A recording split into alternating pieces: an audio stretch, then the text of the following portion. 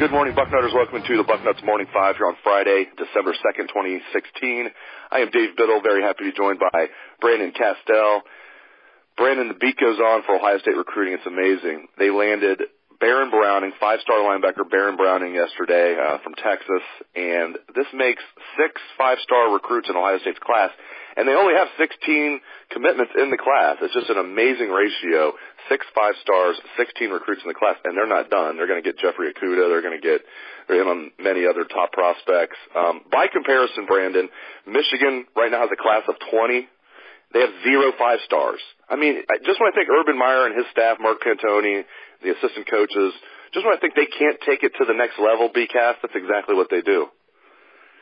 Yeah, exactly. It's amazing when you think about the recruiting classes that they put together at Ohio State. I mean, going back even to really the first class, but every year it just seems like, okay, this group is even better than the group we had last year come in, and so it's pretty remarkable when you see what they're able to do, and obviously, the rankings may not be exactly how everyone is viewing these kids, but really it's unbelievable the way they're able to go out and get the kids that they're going after. I mean, obviously, that's the key, is that they're not missing on these kids. I mean, especially the kids from out of state. You look at a kid in Baron Browning, who a lot of people had pegged to go to Alabama. He comes and visits Ohio State for the game. And, all of a sudden you've got, one of the top 2 or 3 kids in the state of Texas now that's going to make his way up to Columbus and play football at Ohio State. You've got a bunch of kids in the state of Florida already in this class, and Grimes and Wade and some of the other top kids in the state. You've got Dobbins out of Texas. You've got obviously the kids out of Bishop Gorman in Nevada. They could end up with another kid out of that group. So, it's pretty remarkable, especially if they are able to go out and get a couple of these other kids that you're talking about with Okudah, and if they're able to go out and get a kid like Trey Smith. I mean, pretty amazing what they've already been able to do. I mean, as you mentioned with Michigan, they've got 8 or 9 kids in this class that, according to 24/7, are rated higher than anyone in Michigan's class. And that's not entirely surprising. I mean, considering where Ohio State has been and the momentum they've built, in the last 5 years, really, with Urban Meyer and Columbus. But it just shows you kind of the difference between an Urban Meyer and a Nick Saban and really the rest of the country. Even Jim Harbaugh at Michigan, I do think he's one of the better recruiters and will put together some really good classes in Ann Arbor, but they're nowhere close right now to the level of what Ohio State is doing with some of these kids, and the way they're able to go into these other states and land really the top players in the state. I mean, it's pretty remarkable. If you look at Michigan's class, it's interesting where they're getting recruits from. It's a lot of the East Coast, kind of New Hampshire, Connecticut. They got the top kid in the state of New Mexico, but really not kind of the same level of traditional powerhouse recruiting states that you would consider when you look at Ohio State. It's amazing that Ohio State not playing in the Big Ten championship game is so good for Ohio State this year. I mean, I don't think we're ever going to see a year like this again, when it actually helps a team to not play in the Big Ten championship game. And we've talked about the reasons, like, for on the field. They don't have to risk injury. They don't have to play in another violent football game and risk serious injury to one of their players or multiple players. They don't have to risk losing to Wisconsin, which would knock them out of the playoff, in my opinion. Maybe a 2-loss Ohio State would get in if they're losing the Big Ten championship game, but maybe they wouldn't. Right now they're a lock. Furthermore, it helps with recruiting. I mean, the coaching staff is all in on recruiting this week, and I think they would have got Baron Browning regardless, but, now they're the favorite to land Pete Werner, the outstanding linebacker from Indianapolis. Instead of dealing with the media this week, instead of dealing with getting their team ready to play in the Big Ten championship game this week, they're doing nothing but recruiting. I mean, talking to the SID, Jerry Emig, they didn't have media obligations this week because the entire staff is out recruiting. I mean, this is amazing to me, BCAS, that for all the reasons I just mentioned, that not playing in the Big Ten championship game, including recruiting, it's helping the Buckeyes. Yeah, I mean, it is remarkable, and I think the key is because they're coming off that big win. It'd be one thing if you're coming off a loss and you're saying, all right, we're going to go out and do some recruiting this week because we're not playing in the Big Ten championship game. I mean, there's an offset there because those kids are going to be watching that game on Saturday. They're going to watch. A lot of those kids will be watching, especially if an Ohio State or a Michigan was playing in that game. So you do gain some kind of positive national momentum when you play in those kind of games. But Ohio State just played in one of the most televised college football games, we've ever seen. And they just played in, one of the most high profile games in a 2 versus 3 with everyone watching, and certainly all these kids who are considering Ohio State or considering Michigan or considering, one of these major schools were watching that game. And so you can't have asked for a better storyline if you're Urban Meyer than to go out to have a monster recruiting weekend, have all these kids come in for the game, have a kid like Baron Browning there to watch them win a dramatic game in double overtime, seal really their fate to be a part of the college football playoff, and then be able to kind of, again, to your point, take a week off with everyone kind of in the back of their mind saying, yeah, Ohio State is one of the 4 best teams in the country. I'm not even going to worry about what happens on Saturday, and be able to go out, recruit these kids, talk about the game, and build off that momentum. It's, of course, only an Urban Meyer and Nick Saban really have been able to pull off, these types of situations where they're so good that they kind of get the best of both worlds. It usually doesn't work that way. We're about 48 hours away from the official college football playoff rankings coming out. The only ones that really matter, the final college football playoff rankings will be released around noon on Sunday. They might milk it. It might not be released till about 12:30 on Sunday, but we will know early Sunday afternoon who the 4 teams are. Give me your prediction, 1 through 4. Who's going to make the college football playoff, Brandon?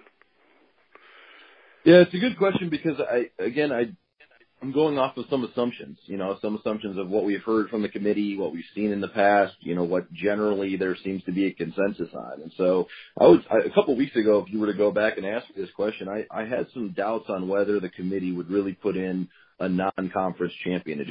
They hadn't done it yet. It kind of seemed like, if Michigan got in, won the championship, they were a lock. But, from there were some question marks in my mind. But as time's gone on, I've heard the committee talk. I've seen what the committee has done in terms of, after the Ohio State-Michigan game, at keeping Ohio State at 2 or putting Michigan at 3 and really only dropping them back a few spots when they lost.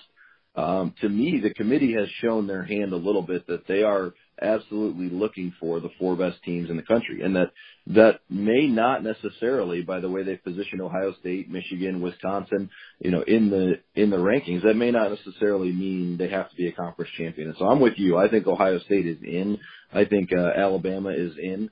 And I think the rest will be decided on Saturday. I do think Clemson will beat Virginia Tech and will get in. And I think those will be your top 3 teams. I don't know whether Ohio State will be 2 or 3. I don't think it really matters. I think, Clemson, Ohio State will probably both end up playing each other, in the Fiesta Bowl. But I think that 4th spot is really what it comes down to.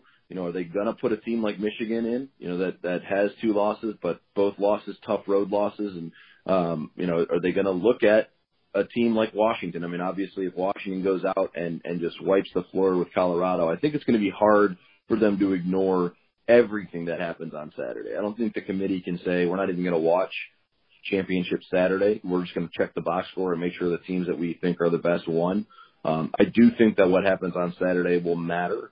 So I think what can sway them is if Washington comes out and really takes care of business and runs over Colorado, or if Wisconsin comes out and takes care of business and really runs over Penn State. I think those are the 2 teams. If one of those 2 teams look really, really impressive on Saturday, I think they'll get the last spot. Penn State, I'm not as sure. I don't think everybody really puts Penn State in the same conversation as the rest of these teams because they already have 2 losses. They got blown out by Michigan earlier in the year. I don't think they'll be on the same playing field, but I think that really it's going to come down to Washington and Wisconsin. If both of those teams struggle and they don't look impressive and there's some real questions about, who that 4th team is, it opens the door maybe for a Michigan to sneak in on the outside, but I don't see that happening. We have college football tonight. We have the MAC championship game, ESPN2, 7 o'clock, undefeated Western Michigan against Frank Solich and the Ohio Bobcats. And then after that, well, not really after that, just a couple hours after kickoff of the MAC championship game, we have the Pac-12 championship game, 9 p.m. tonight Eastern time on Fox, Colorado against Washington. Let me ask you this about Washington. You kind of touched on this. Let's say tonight Washington wins. It's not a last-second field goal. It's not like they win by 1 point. Let's say they win by 7. I think the point spread's like 7.5. So they don't blow out Colorado, but they also don't win by a last-second field goal. But they win by a touchdown. If they win by a touchdown tonight, is Washington definitely in? Or do you think that opens the door, like you said, for maybe a Michigan or even the Big Ten champ? Yeah, I think it opens the door for sure. I think that's the kind of situation that would open the door. Now, I mean, I think Washington has done everything they can do. You know, they've looked very impressive for most of the season. You know, they went out last week and they really, you know, I think a lot of people, you know, if you were watching, some of the pundits were predicting an upset, that Washington State was going to be the team to knock them off. Obviously, they lost that game earlier at home to USC, and that kind of rings heavy since they only scored 13 points. But they came back, you know, in the last couple of weeks, put up 44 against Arizona State and then 45 against Washington State. I think the committee is kind of waiting to see, you know, what is this Washington team all about? And Colorado is a top 10 team. Colorado just took care of Utah pretty handedly. And, you know, I think that game is going to be a big factor, that if they don't win that game handedly, I think it absolutely opens the door, especially because Michigan already beat Colorado earlier in the year. I think it leaves some room for the committee to say, you know what, even though Washington's the champ, they just didn't do enough to show us they're one of the 4 best in the country. If they come out and blow the doors off Colorado tonight, it's going to be really hard to leave them out of the Final Four. But if not, I think all bets are off. Before I let you go, this is not an Ohio State-related topic. I mean, it kind of is, since Indiana's in the same division as Ohio State in the Big Ten East. But I'm intrigued with what's going on over in Bloomington. They fired Kevin Wilson. I have to admit, my immediate reaction was, what are they doing? Like, this is Bill Mallory Part 2. Like, why would you fire Kevin Wilson? But it turns out it's like a Tim Beckman situation, that there could be some, at least allegations of player abuse or whatever you want to call it. I want you to speak on that. But also, I'm not a fan, BCast, of promoting from within when you have a head coaching vacancy like this. I think Indiana should have had a national search. Now, they promoted defensive coordinator Tom Allen. I will say, in his defense, I was very impressed. They brought him in this year. Indiana went from a terrible defense to at least an average defense, which for them is like really, really good. And he did it in 1 year. So I get why people are high on him, because he really did a good job as defensive coordinator. But I'm not a fan of promoting, in this situation, the defensive coordinator to head coach of Indiana's program. Just a couple. I mean, they were on the right track with Kevin Wilson. It seemed like 2 straight bowl wins, or 2 straight bowl seasons, I should say. They get rid of him. They promote the defensive coordinator. Just your thoughts on that whole situation. Yeah, it's an unfortunate situation because, you know, I think the Big Ten obviously has really turned the corner as a conference, and you're starting to see, you know, obviously Michigan being quote unquote back under Jim Harbaugh has been a big part of that. Penn State coming back this year under Franklin has been a big part of that as well. And I think that, you know, Indiana was one of those teams that can really boost the kind of status of the conference overall, because Kevin Wilson, I think everyone around the country had respect for him as a football coach, that he, at least as an offensive football coach, that, you know, that he was a guy who knew what he was doing. If he ever got the right talent, you know, that he could be a force. There seemed to be kind of a mutual respect around the country for him, you know, going back to his days at Oklahoma and all that. So I, again, was with you, shocked and a little disappointed that they had to let him go. Obviously not reading now what we've been told, but at the time I'm disappointed because I felt like here's a chance for the Big Ten to have some of these lower level teams, the Illinois, Indiana's, Purdue's, you know, Minnesota's, Rutgers, you know, for those teams to raise their status by having, you know, good football coaches. And I know we've had this conversation before that the Big Ten, in my opinion, over the last 10 to 15 years has lacked good football coaches outside of, you know, the few premier programs. So, you know, I'm with you. Obviously, it's a bad situation, it sounds like, you know, especially with putting kids back on the field if they had concussion symptoms and ignoring a lot of the safety issues that we're seeing in the game today. There's no room for that. If that's true, then obviously you got to part ways with a guy like Kevin Wilson, and no questions about it. But yeah, I'm with you. I think Tom Allen did a really good job this year. I think he's probably a pretty good football coach. But I don't know that necessarily makes you a great head coach.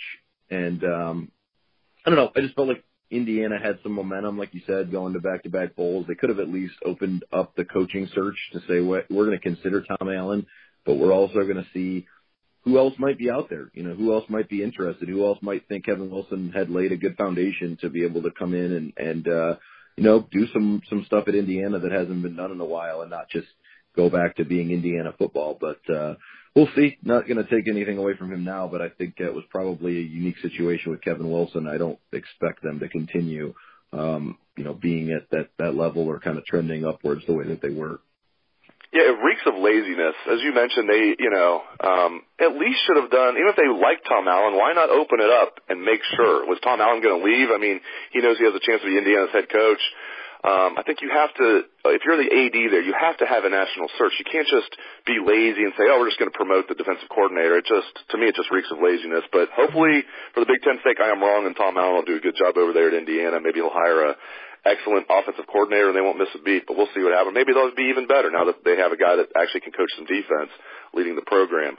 Great stuff, as always, out of Brandon Castell. Really appreciate it, BCast. And thanks to all listeners out there for tuning into the show. I hope you have a great day and a great weekend. Let's hear some Buckeye swag. Best damn band in the land.